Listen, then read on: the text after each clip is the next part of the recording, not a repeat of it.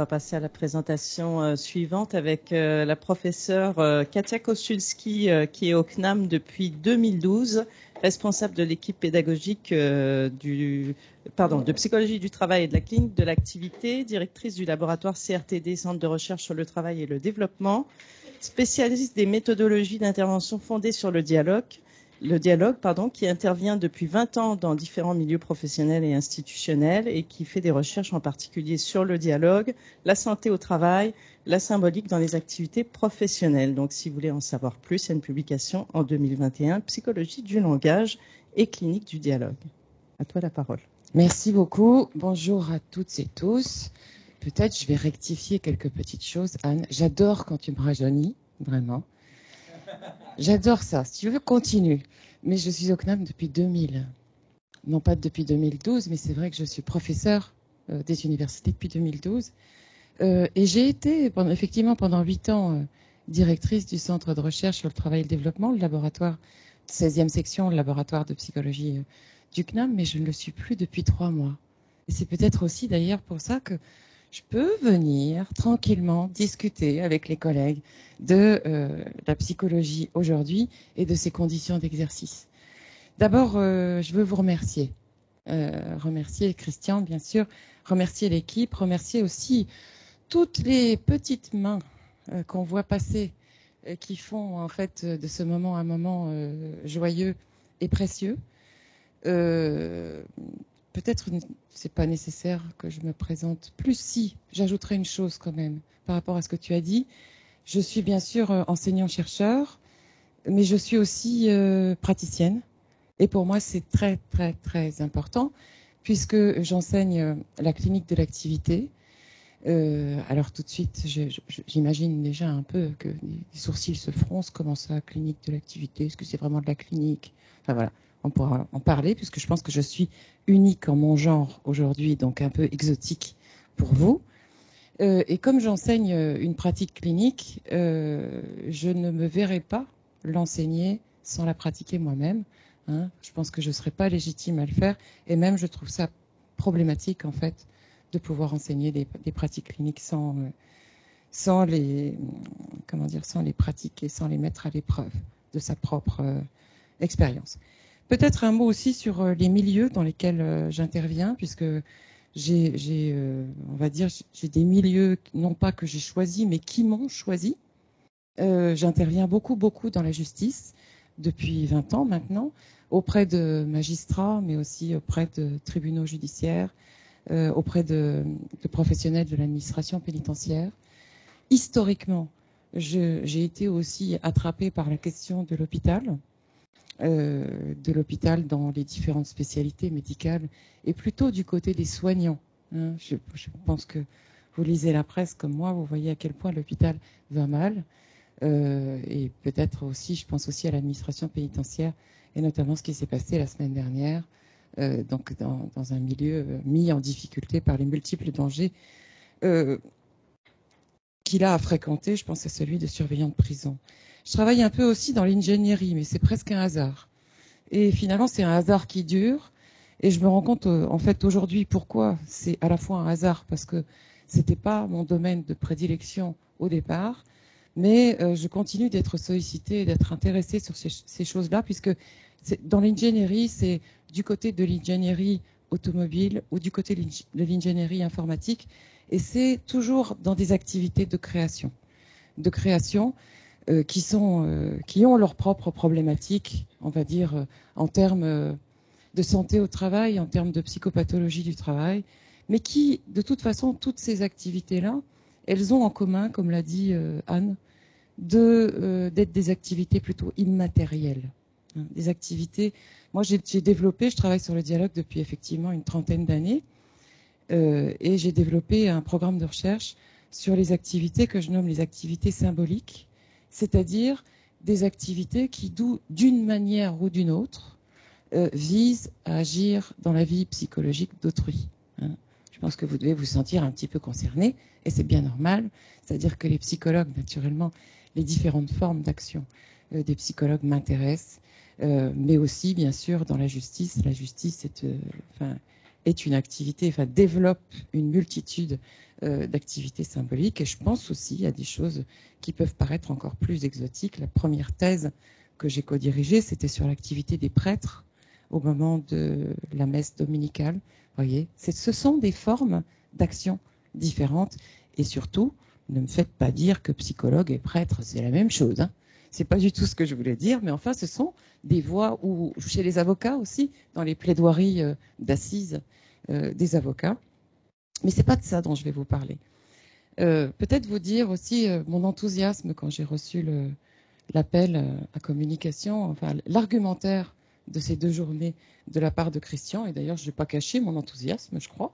J'ai répondu tout de suite à Christian, c'est une très belle idée. Et je vous remercie encore de cette invitation. Pourquoi enthousiaste? Parce que cet objet qui se pose aujourd'hui me semble être un objet de toujours et un objet, alors bien sûr, il se décline différemment, un objet de toujours et même un objet constitutif de la psychologie. Et je pense, et là je vais me risquer peut-être à un gros mot, je pense que ce sont des questions constitutives qui doivent rester vivantes au sein de notre métier. Ah oui, mais est-ce qu'on fait le même? Voilà. Hein, ce serait une première question.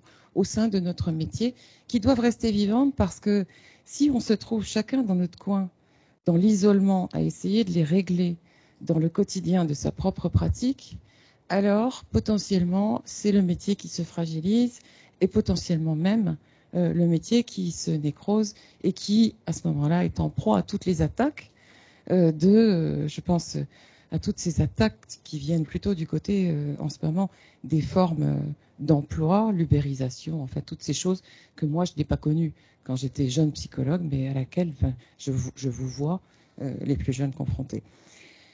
Et donc j'avais envie de reprendre ces questions à travers peut-être des auteurs qui sont des auteurs moins connus dans la formation initiale des psychologues.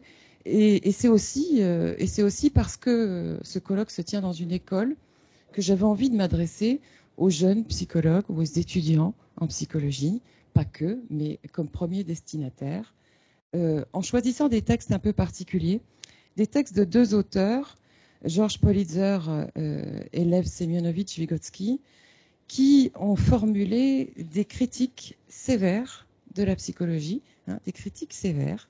Et je pense que c'est important de les entendre, ces critiques, et de les mettre au travail. Il y a une centaine d'années. Les questions que j'ai entendues depuis hier, qui pour moi sont des questions essentielles, mais il ne faut pas seulement qu'on les pose, il faut qu'on les mette au travail.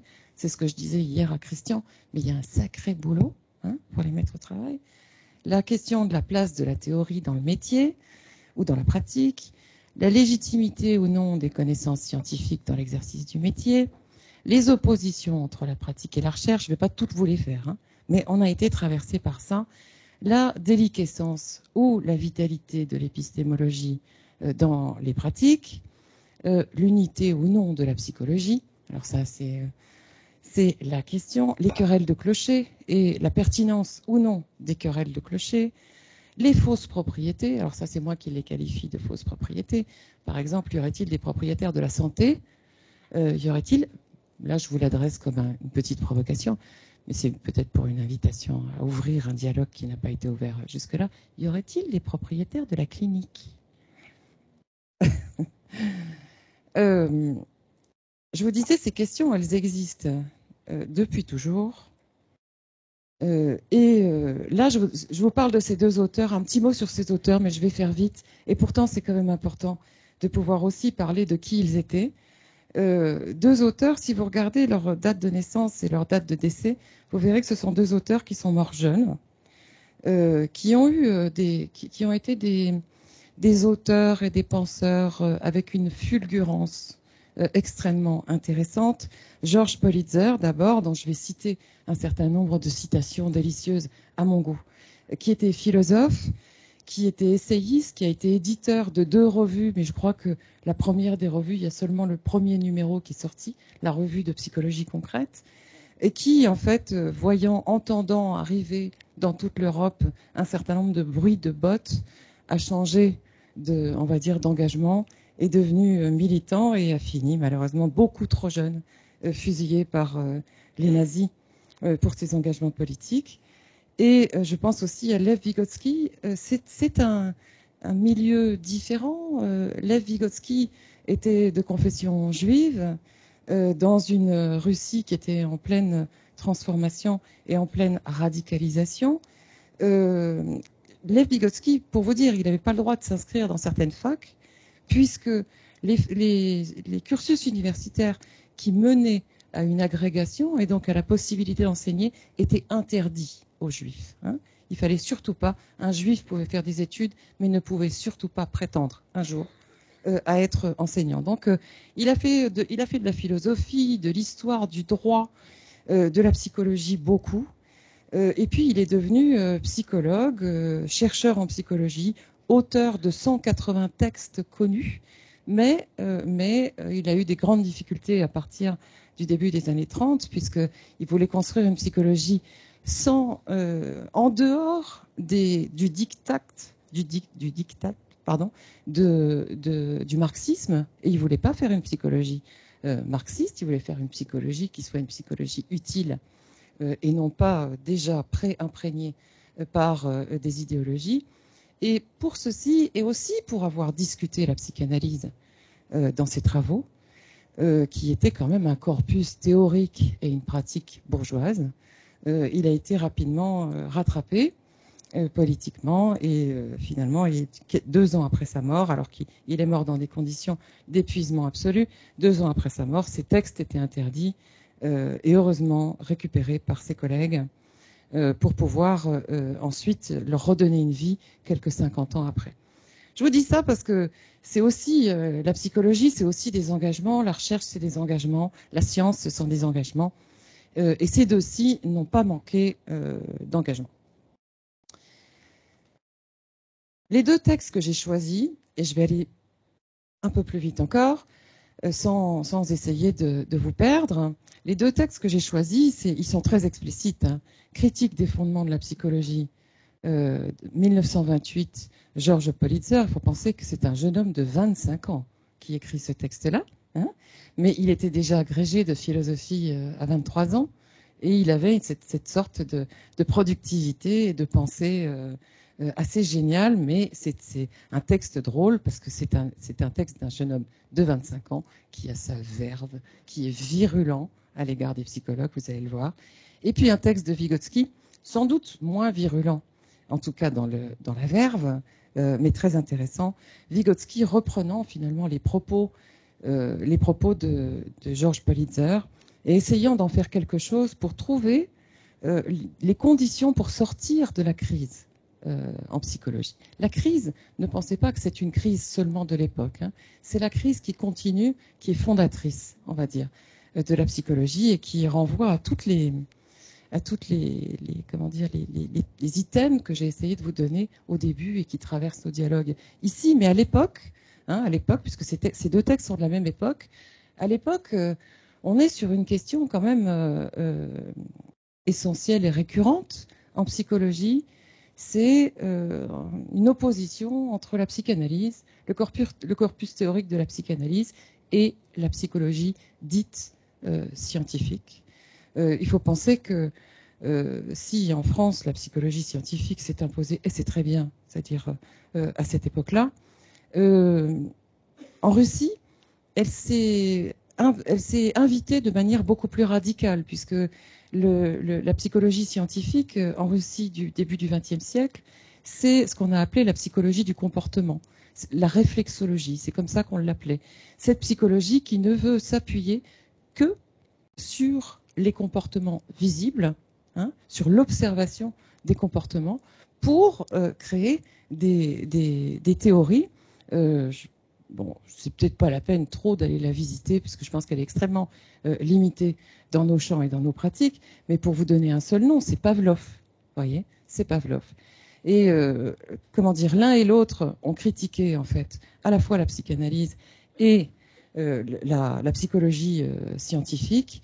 Le premier reprochant, vous allez le voir, aux psychologues de ne pas savoir être scientifiques, d'être des usurpateurs de la science, et le second, en fait, reprochant d'une part à la psychanalyse qu'il a beaucoup sollicité du côté de la psychologie des profondeurs, de ne pas pouvoir faire la preuve de ce qu'elle avançait, mais ça c'est un vieux débat, mais qui quand même trouvait grâce à ses yeux. Il y a plein de textes psychanalytiques sur lesquels il s'arrête, qu'il discute et dont il discute la pertinence, notamment au sujet de la question de l'inconscient. Mais il critiquait plutôt la psychologie scientifique, la psychologie du comportement, en disant précisément que si on se préoccupe que du comportement visible, alors on passe à côté de l'objet de la psychologie, de l'objet même de la psychologie, c'est-à-dire de ce qu'il qualifiait des mouvements internes, hein, des mouvements internes qui ne sont pas visibles à l'œil nu, mais qui sont mouvements internes. Je pense que c'était une petite métaphore finalement, pour adresser à ses collègues pour parler du comportement, du mouvement, des mouvements internes qui, si on ne prend pas en compte ces mouvements internes, selon lui, on passe à côté de l'objet même de la psychologie. Alors, un petit florilège du texte de Politzer, ça c'est juste une invitation pour vous donner envie de le lire. Il faut lire Politzer, c'est drôle, c'est une critique avec un humour féroce sur nous-mêmes, mais c'est aussi une invitation à une vraie réflexion épistémologique. Alors il écrit par exemple, mais attendez, c'est pas fini, hein, l'histoire de la psychologie depuis 50 ans n'est qu'une épopée de désillusion. Cette histoire de 50 ans, dont les psychologues sont si fiers, n'est que l'histoire d'une mare aux grenouilles. Les psychologues, incapables de découvrir la vérité, l'attendent chaque jour, de n'importe qui et de n'importe où. Mais comme ils n'ont aucune idée de la vérité, ils ne savent ni la reconnaître, ni la capter. Ils la voient alors dans n'importe quoi et deviennent victimes de toutes les illusions. Prenons, alors là, vous voyez, je vous le montre d'une manière provocatrice, mais il est très provocateur. Prenez le temps de lire ce texte et d'y réfléchir. Je vous donnerai les slides. Je vois que c'est, bien sûr, la meilleure selon moi. Les psychologues sont scientifiques, comme les sauvages évangélisés sont chrétiens.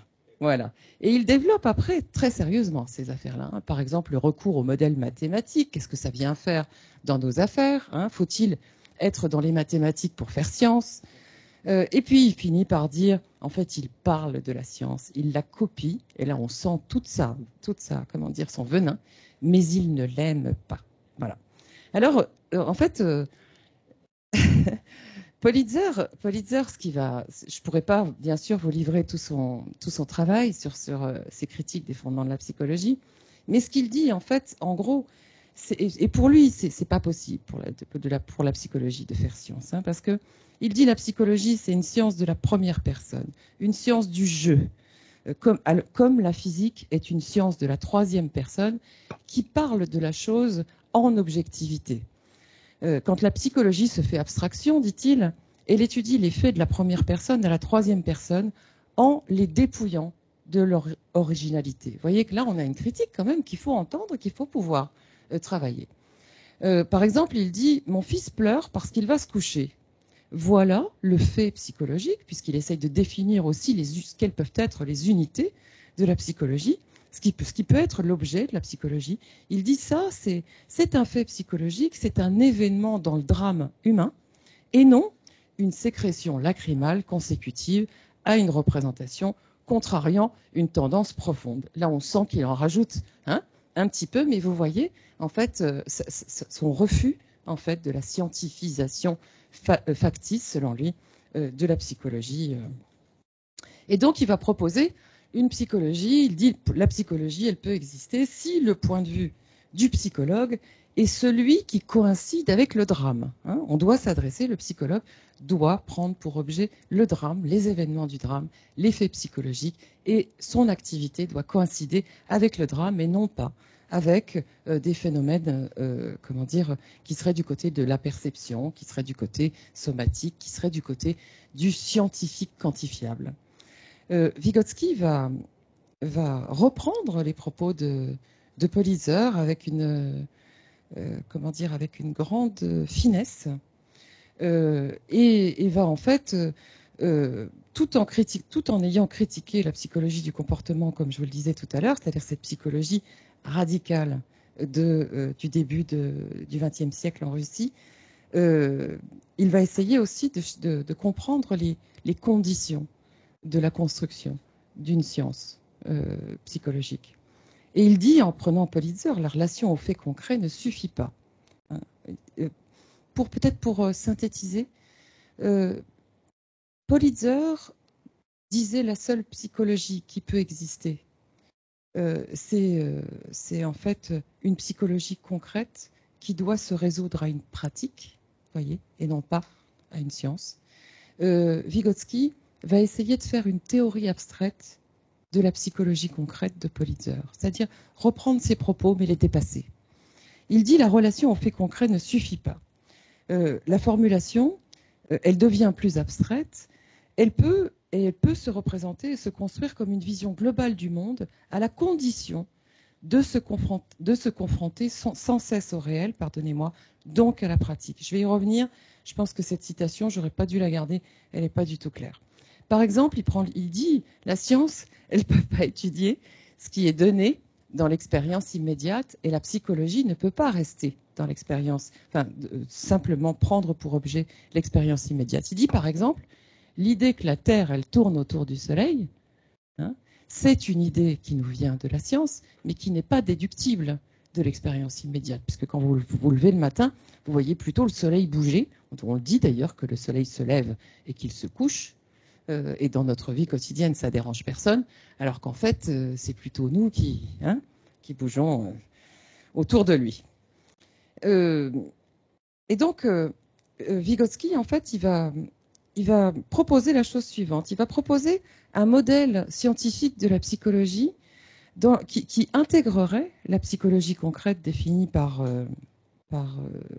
Politzer, en disant il ne faut pas penser la psychologie comme un corpus de connaissances sur le fonctionnement de l'homme. Hein, il ne s'agit pas de construire des connaissances sur le fonctionnement de l'homme, mais plutôt, il faut le penser comme une science du développement de l'homme.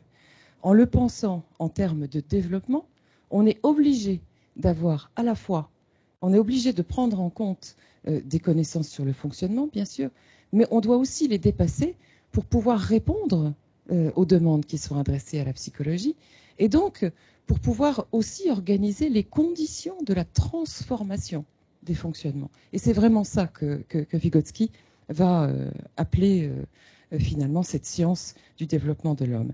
Et donc, il s'agit donc pour les psychologues de construire des cadres méthodologiquement pesés qui permettent aux sujets impliqués de développer leur propre histoire, dit-il. L'objet de la psychologie devient alors l'élaboration et le développement de ces cadres.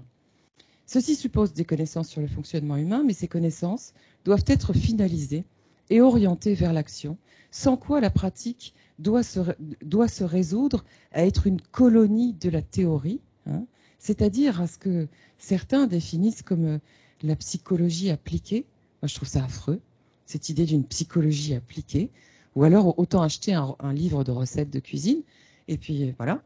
C'est-à-dire une colonie de la théorie, et lui dit c'est pas possible. On ne peut pas considérer la pratique comme une colonie de la théorie, ou sa conclusion, ou son annexe, dit-il, ou même, et je pense que j'y ai pensé en lisant l'argumentaire du colloque, une excursion en dehors des limites de la science, et on pense à toutes les pratiques qui tournent autour de la psychologie aujourd'hui et qui sont plus ou moins ésotériques, hein, plus ou moins, on va dire, vérifiées et ou ésotériques, dont on ne sait pas finalement quelles sont leur efficacité, mais qui, à mon sens, renvoient à ces excursions en dehors des limites de la science.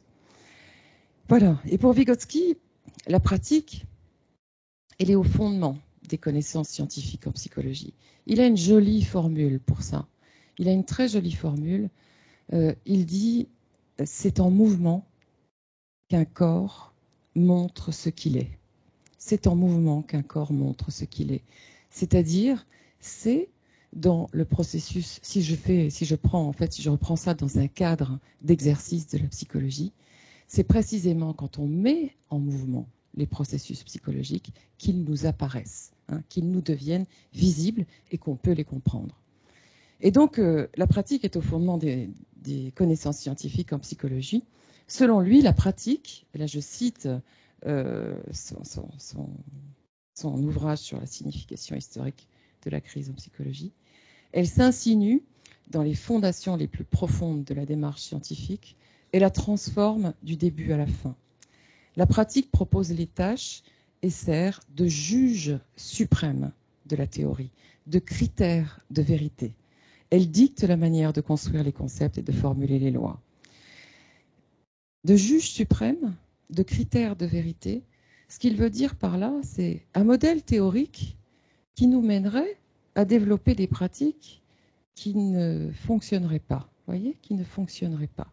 C'est ça, quand il parle de juge suprême, c'est-à-dire une pratique qui ne viendrait pas valider un modèle théorique, c'est-à-dire des références théoriques, théorie du sujet, une théorie comment dire, du développement, une théorie, pour lui, serait de fait un modèle théorique non valide. Et nous en avons quelques-uns en psychologie, qui sont des modèles, et là je ne veux pas lancer de l'huile sur le feu, qui sont de très, très jolis modèles explicatifs, mais qui sont en même temps des modèles à partir desquels on ne peut pas agir au plan clinique et au plan thérapeutique.